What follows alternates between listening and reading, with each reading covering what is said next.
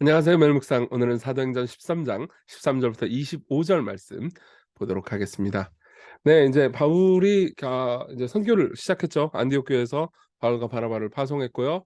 그리고 바울과 바나바는 이제 갈라디아 지역을 돌아다니면서 이제 말씀을 전해요. 전하는데 이제 비시디아 안디옥이라는 곳으로 가는데 거기서 이제 설교한 그 짧은 설교의 내용 한번 볼 거예요. 아마 몇 주 정도 보게 될 겁니다. 죄송해요. 며칠 정도 보게 될 겁니다. 맨날 주일 설교를 기준으로 생각하다 보니까 이렇게 되네요. 자, 13 절부터 볼게요. 바울과 및 동행하는 사람들이 바보에서 배 타고 밤빌리아에 있는 버가에 이르니 요한은 그들에게서 떠나 예루살렘으로 돌아가고, 이건 기억해 놓으세요. 요한이 돌아갔다. 요한은 마가복음을 쓴 그 마가 말하는 겁니다. 요 사건은 좀 기억해 놓으시면 나중에 이제 또 등장합니다. 어쨌든 돌아가고 이제 바울과 바나바하고 이제 여행을 하는 거예요. 그들은 버가에서 터나가서 비시디아 안디옥에 이르러 안식일에 회당에 들어가 앉으니라. 비시디아 안디옥이라는 곳으로 가요. 그리고 보통 바울이 전도를 할 때는 선교 여행을 갈 때 제일 먼저 어디를 가냐면은 유대인 회당부터 가요. 유대인들에게 복음을 먼저 전합니다. 그리고 유대인들이 거부하잖아요. 그러면은 이제 그다음에 이방인들에게 복음을 전하는 그런 방식으로 전도를 했어요. 그러면서 율법과 선지자의 글을 읽은 후에 회당장들이 사람을 보내어 물어 이르되 형제들아 만일 백성을 권할 말이 있으면 말하라 이렇게 얘기를 합니다. 바울을 향해서요. 왜 그러냐면 이제 바울이 랍비였거든요. 그리고 랍비라는 것을 알아보기 위한 복장이나 표식 같은 것들이 있었을 겁니다. 바울이요. 그러니까 저 사람 랍비구나. 훈련받은 유대교 랍비구나. 뭐 설교를 할 수 있겠네. 그럼 설교 자격이 있으니까 그럼 와서 설교를 해라. 그럽니다. 그래서 바울이 일어나 손짓하며 말하되 이스라엘 사람들과 및 하나님을 경외하는 사람들아 들으라부터 이제 17 절부터 설교가 시작돼요. 근데 설교를 잘 보십시오. 이 이스라엘 백성들의 하나님이 주어가 뭐예요? 하나님이에요. 이제 하나님이 하신 일을 쭉 말해 주는 거예요. 우리 조상들을 택하시고 애굽 땅에서 나그네된 그 백성을 높여 큰 권능으로 인도하여 내사 광야에서 40년 동안 그들의 소행을 참으시고, 그분은 무슨 일을 하셨어요? 이스라엘 백성들을 인도해 주셨어요. 그가 구원해 주셨어요. 그리고 그들을 향해서 인내하셨죠. 가나안 땅 일곱 족속을 멸하사 그 땅을 기업으로 주기까지 450년간이라 450년간 기업으로 주셨어요. 그러고 나서 선지자 사무엘 때까지 사사도 주셨어요. 그 후에 그들이 왕을 구하거늘 이 왕을 구하는 게 사실 잘못된 거였거든요. 나중에 인제 여러분들이 사무엘상 내용 보면은 알겠지만 하나님께서는 왕을 주기를 원치 않으셨었어요. 어쨌든 간에 왕을 구하거늘 하나님께서 베냐민 지파 사람 기스의 아들 사울을 또 40 년간 주셨다가 패하시고 다윗을 또 왕으로 주시고 좋은 왕을 주셨죠. 증언하여 이르시되 "내가 이새의 아들 다윗을 만나니 내 마음에 맞는 사람이라 내 뜻을 다 이루리라." 했었는데 이쯤 되면은 인제 아마 그 청중들은 이런 생각을 했을 겁니다. '아 하나님이 이것도 주시고 저것도 주시고 저것도 주시고 다윗도 주셨구나.' 근데 다윗은 문제가 있는 사람이었어요. 왜요? 다윗은 하나님의 마음에 맞는 왕인 것도 맞았지만은 바울도 살인을 했고 이 간음을 했잖아요. 다 기억하시죠? 그러니까는 이루리라 했는데 바울은 여기서 인제 자기가 진짜 하고 싶은 얘기를 합니다. 하나님이 약속하신 대로 이 사람의 후손에서 이스라엘을 위하여 구주를 세우셨으니 곧 예수라. 그러니깐 하나님께서 지금까지 주신 것들을 막 나열하다가 제일 좋은 걸 얘기하는데 그 제일 좋은 게 뭐예요? 예수님이에요. 하나님께서는 예수님을 주셨다. 그가 오시기에 앞서 요한이 먼저 회개의 세례를 이스라엘 모든 백성에게 전파를 했는데 요한이 그 달려갈 길을 마칠 때에 말하되 너희가 나를 누구로 생각하느냐? 나는 그리스도가 아니라 내 뒤에 오시는 이가 있으니 나는 그 발에 신발끈을 풀기도 감당하지 못하리라 하였으니 이렇게 얘기합니다. 그러면서 이제 요한은 선지자나 위대한 사람이 아니고 요한이 가리키고 있는 사람 예수 그리스도가 위대한 분이다. 그러니까 하나님께서 예수님을 주시기 위해서 이 모든 것들을 앞서 주셨다라는 이야기를 하는 거죠. 그러니까 지금 바울은 이런 이야기를 하는 겁니다. 바울은 간단하게 이스라엘 역사를 쭉 훑죠. 쭉 훑으면서 하나님께서 이스라엘 역사 가운데서 어떻게 일하셨고 무슨 일들을 하셨는지 뭘 주셨는지를 말해 줘요. 이스라엘 백성들이 뭘 했는지가 아니고 하나님께서 이스라엘 백성들을 위해서 뭘 주셨는지, 특히 저는 좀 마음이 그랬던 게 40 년간 그들의 소행을 참으시고 이 부분이 참 마음에 와 닿았어요. 하나님께서 땅도 주시고 기업도 주시고 또 여러 가지 것들을 주시고 인내도 주시는구나. 참 참으시는구나 우리를 위해서. 저는 이런 생각도 들었습니다. 그래서 하나님께서 이런 많은 것들을 이스라엘 역사 가운데 주셨다. 근데 그중에 최고는 예수님이다. 이렇게 이야기를 해 주는 거죠. 자, 우리 내용 적용해 볼까요? 첫 번째로 역사를 이해하는 법에 대해서 우리는 바울의 설교를 통해서 알 수 있습니다. 바울은 짧은 시간 안에 이스라엘 역사를 훑어보면서 16 번이나 하나님께서 "주셨다, 주셨다, 주셨다." 이 얘기를 해요. 그러니까 역사 가운데 일어났던 모든 일들은 하나님이 일하신 결과라는 거죠. 그러니까 우리가 역사를 읽는 방법이 이거예요. 그분은 택하시고 인도하시고 참으시고 멸하시며 주시고 패하시고 세우시고 증언하시며 이루십니다. 열흘 이게 인제 다 이렇게 본문을 살펴보면 16 번이나 나와요. 예. 그걸 통해서 뭘 알 수 있냐면은 '아 역사는 하나님이 일하심이구나.'라는 걸 알 수 있어요. 그러니까 이건 비단 이스라엘 역사뿐만이 아니라 우리 모두의 역사도 마찬가지죠. 교회사도 마찬가지고요. 여러분들 개인의 역사도 마찬가지입니다. 예.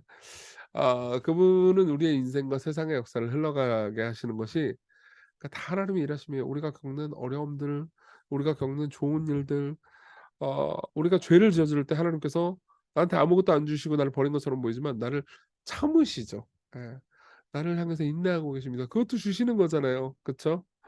예. 그리고 내가 삶에서 뭔가 잃어버리고 괴로워한다 하더라도 그 과정 중에서 필요를 또 공급하시고요. 그리고 우리의 개인적인 삶뿐만 아니라 세계의 역사도 지금 인도하고 계십니다. 여기저기서 어려운 일들이 터지고 또 정치 지도자가 바뀌고 이런 모든 것들이 다 하나님의 일하심이에요. 예를 한번 들어보죠. 여러분 어떤 정치 지도자가 세워지잖아요. 그쵸? 대통령 선거를 통해서. 그러면 우리는 '내가 저 사람 마음에 안 드는 사람이다.' 그러면 '하나님이 이 나라를 버렸어.' 이런 식으로 너무 쉽게 말합니다. 아니요. 그렇지 않아요. 그 사람이 온당하고 좋은 사람이다 이렇게 얘기하는 게 아닙니다. 때로는 그러니까 하나님의 계획 안에서 좋지 않은 정치 지도자가 세워지는 경우도 있습니다. 그렇지만 이 모든 것들은 다 설명할 수 없는 하나님의 섭리와 그분의 일하심 때문에 발생하는 일이에요. 그리고 이런 것들에 대해서 우리가 섣불리 막 하나님의 뜻을 적용하면서 '아이씨 하나님이 진짜 일하신다면 이런 정치 지도자가 세워질 리 없어.'라든가 뭐 "저런 정치 지도자는 하나님이 뭐 멸하실 거야." 이런 식으로 얘기하시면 안 됩니다. 그러니까 그러면 쉽게 분노하게 되고 비난하게 되죠. 하나님의 뜻을 분별할 때는 하나님의 뜻을 여러분 함부로 말하지 않도록 조심해야 돼요. 그렇지만 또 다른 한편으로는 모든 것이 하나님의 뜻 안에 있다라는 것을 받아들여야 됩니다. 그래야 여러분들이 이 땅에서 여러분들이 개인의 역사나 세상의 역사를 바라볼 때 그러니까 원망하거나 분노하거나 하지 않고 그 가운데 기도할 수 있고 하나님 앞에서 겸손할 수 있는 거죠. 예. 그리고 두 번째로는요. 역사의 주인공 예수님입니다. 역사의 모든 이야기들은 결국 예수님에 관한 이야기예요. 예. 여러분 보세요. 이 이스라엘의 모든 이야기들은 결국 예수님으로 귀결됩니다. 하나님께서 그 모든 것들을 주셨는데 진짜 주시고 싶은 분이 누구였어요? 하나님의 아들 예수님이죠. 그쵸? 예. 다른 모든 역사는요. 예를 들면 다윗은 이런 것을 가르쳐 줍니다. 다윗 같은 왕이 있어요. 훌륭한 왕이죠. 근데 이 왕이 훌륭한데도 불구하고 죄를 저질렀어요. 그럼 우리는 어떤 왕이 필요해요? 이 왕보다 더 나은 왕이 필요하죠. 메시아가 필요하죠. 그쵸? 그러니까 마찬가지예요. 구약 성경에 있는 모든 이야기들은 보면은 '아 우리 모두는 메시아가 필요하고 예수님이 필요하구나.'라는 것을 가르치기 위한 하나님의 역사였습니다. 그리고 그 이후의 모든 역사도 마찬가지죠. 여러분들이 이정규 목사를 보면서 실망할 수도 있어요. 예를 들면은 '야 이정규 저 인간 뭐냐 목회도 저렇게 못하고 설교도 저런 거 엉망진창이고 나는 시골교회의 삶을 통해서 압제를 당하고 너무 힘들다.' 이런 생각할 수 있죠. 그쵸? 그래서 또 사실일 수도 있고요.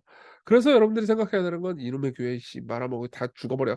이게 아니고 그렇기 때문에 나한테는 이정규보다 더 위대한 분이 필요하구나. 나한테는 예수님이 필요하구나. 그러면서 여러분들이 예수 그리스도를 더 알아가고 그분께 집중하고 그분을 찾는 사람이 될 수 있는 거죠. 예. 다윗은 하나님의 마음에 맞는 사람이었지만 그 메시아는 아니었어요. 우리에게는 더 나은 메시아가 있죠. 예. 그리고 여러분들의 삶에 늘 그 메시아의 예수님에게 집중하지 않잖아요? 그럼 여러분들은 계속해서 좌절하게 될 겁니다. 예. 누군가에게 계속 희망을 뒀다가 절망하게 되죠. 여러분들이 여러분들의 애인이나 뭐 배우자나 가족이나 아니면 직장이나 다른 많은 것들에 기대면서 삶을 살게 됩니다. 그럼 여러분들은 계속해서 좌절하게 될 거예요. 여러분들이 살아가는 과거를 생각해 보십시오. 과거를 생각해 볼 때 '야 씨 내가 이런 과거에 경제적인 어려움을 겪었어.' 그러면 어떤 생각이 들어요? 당장 '아 그래 돈이 내 메시아야.' 이런 생각이 들죠? 아니에요. 그러지 말고 여러분들의 과거를 해석할 때 '내게 경제적인 어려움을 겪었어. 그리고 그 가운데서 하나님께서는 어떤 방식으로든 일하셔. 나한테는 예수님이 더 필요해.' 라고 생각할 수 있어야 된다는 거죠. 그래야 여러분들이 계속해서 희망을 품을 수 있을 겁니다. 우리 기도합시다. 역사 가운데 일하시는 하나님의 섭리를 생각하면서 오늘 일어날 일과 또 최근에 일어난 일들, 어제 일어난 일들에 대해서 감사하고, 뭐 그것이 고통스러운 일이라서 감사할 수 없을 때도 있겠죠. 그렇지만 거기에 대해서 하나님을 신뢰하는 마음을 달라고 그렇게 기도합시다. 그리고 결국은 이 역사가 모든 고통과 어려움 가운데서도 예수님이 오셨고 예수께서 죽으시고 부활하셔서 진정한 해피엔딩을 우리에게 주셨단 말이에요. 그쵸? 그 결과가 해피엔딩임을 믿고 하나님을 신뢰하면서 살아갈 수 있게 해 달라고 우리 같이 기도합시다.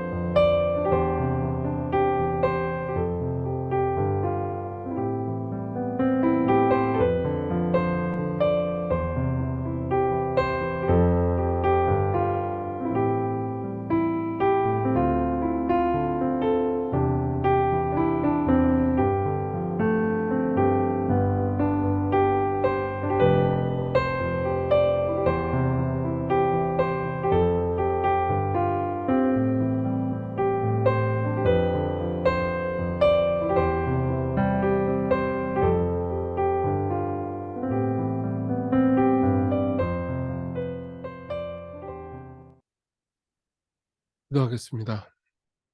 은혜로우신 주님, 하나님께서 역사의 주인이신 것과 또 지금 우리 개인의 역사를 다 인도해 주시고 계심을 압니다. 당신이 오늘도 우리에게 오래 참음을 선물해 주고 계시다는 것을 알고 있습니다. 우리의 죄를 참으시고 우리를 인도해 주시는 하나님, 당신을 신뢰하면서 오늘을 살아가게 해 주시고 우리가 예수 그리스도를 바라보며 우리의 인생이 해피엔딩으로 끝날 것을 기대하게 하소서. 예수님 이름으로 기도했습니다. 아멘. 네, 하나님의 은혜 안에서 우리 기쁜 하루 되셨으면 좋겠습니다.